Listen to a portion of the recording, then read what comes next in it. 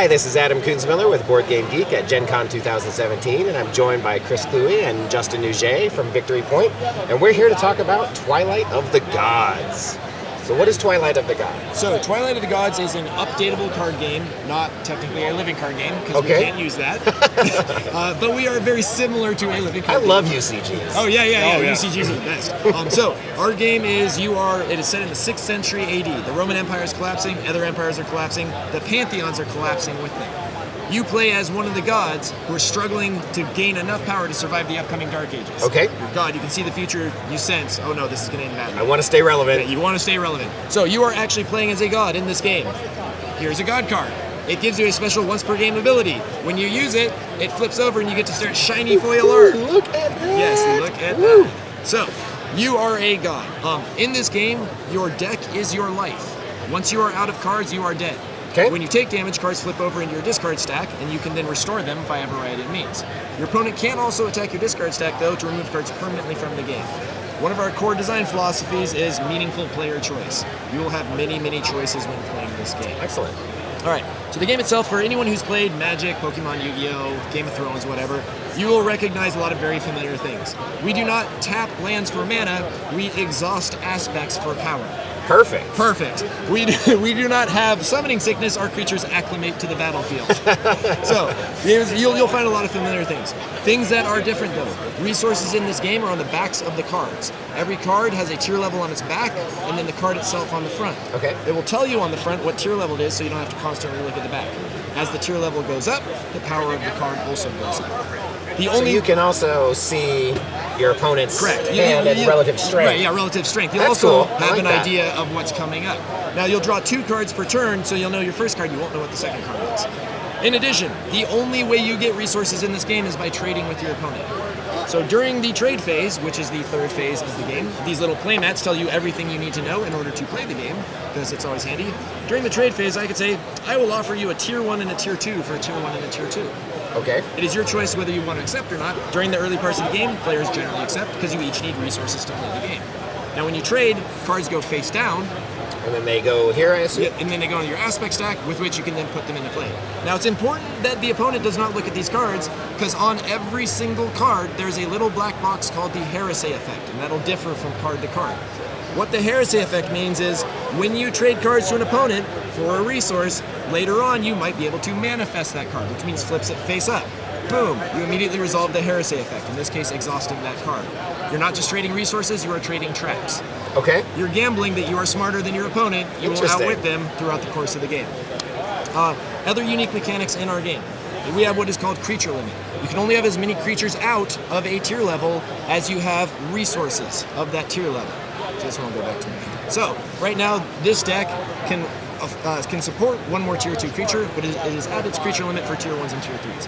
That prevents rush decks from getting out of hand. Our last mechanic, and it's one we're going to show off with this turn, is what is called sacrificing. There are almost no counterspells in this game. You cannot play a permission deck. I like it already. Yes, exactly. Permission decks are the worst. Sorry for anyone who So plays there's no permission stack deck. to worry about? Yes, no, there is a stack. Yeah, Oh, okay. Yeah, we do have a stack. However, any player at any time can destroy any card in play or being played, so destroy is removed from the game, by sacrificing resources equivalent to that card's printed casting cost. Everyone has a counterspell. It will always hurt you to use that counterspell. So, cool. Yeah, and the reason why is one of our other big design philosophies is everyone gets to play with their toys. Like, there should never be an unfun situation where it's like, this guy's taking infinite extra turns. Mm-hmm. This person has just countered everything I do. Right. Stuff like that. You will never get mana screwed or mana flooded because you and your opponent are reliant on each other. Interesting. Now, you can also take a resource from your opponent, but you have to ditch cards from your hands in order to do so. You would have to ditch 3 to seize a tier 1, 4 to seize a tier 2, 5 to seize a tier 3. So, it will cost 2 card advantage if you want resource advantage. Interesting, very cool. And how many sets of decks does the original UCG come with? Yes, the original UCG. All right, so the core set comes with 200 cards in 4 pre-made decks. And the reason why is so that way you can just grab the box, pick them up, play them. You'll notice in the bottom of each card there's a little gem that tells you what pre-made deck it belongs to. Are there build rules, or is it just mix and match however you want, and the game kind of balances itself? 3 of any one particular card, 1 of any epic card, which is something that has the little gold border right there. Okay.